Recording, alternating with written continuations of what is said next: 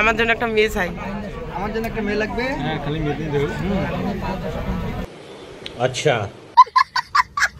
সকাল সকাল বের হয়েছি হলদিবাড়ি থেকে শিলিগুড়ি যাবার উদ্দেশ্যে। সকাল সকাল জীবনের সাথে দেখা জীবনকে ক্যামেরাটা দিয়ে বলছে নিয়ে ভিডিওটা দেখে, যেহেতু তুই মেয়ে দেখতে যাবি সকাল সকাল বন্ধু বান্ধবকে নিয়ে এসে একটু দেখা, সবাইকে মেয়ে দেখতে যাবি বলে কথা। এত খুশি ছেলেটা না, উৎফুল্ল, বন্ধু বান্ধবকে নিয়ে এসে মেয়ে দেখতে যাবে।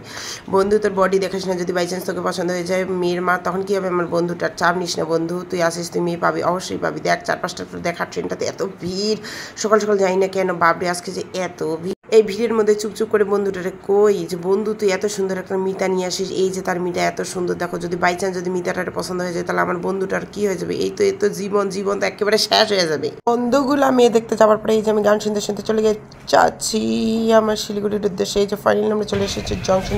একটা বন্ধুর সাথে হঠাৎ দেখা পুঁইশাক নিয়ে যাচ্ছে দিদি বাড়ি। ও মাই গড, কত পুঁইশাক কাহিনাকে হলদিবাড়ি থেকে পুঁইশাক ঠ্যাং করে রাস্তা দিয়ে যাচ্ছে। একটা বাস ধরে চলে যাবো ডাইরেক্ট আমি আমার ইউনিভার্সিটি। গেলেই আমি বাঁচি বাবা। এই যে বাসের মধ্যে উঠে পড়ে টাটা গাইস। আর ভালো লাগছে না, যা গরম ছিল আজকে না, ফাটাফাটি ঘেমে একদম আমার রুমে চলে এসেছি অনেক কষ্টে। সকালবেলা মাতালের মতো ঘুম থেকে উঠা আমি আসছি কষ্ট করিয়া রুমে চলে আসছি।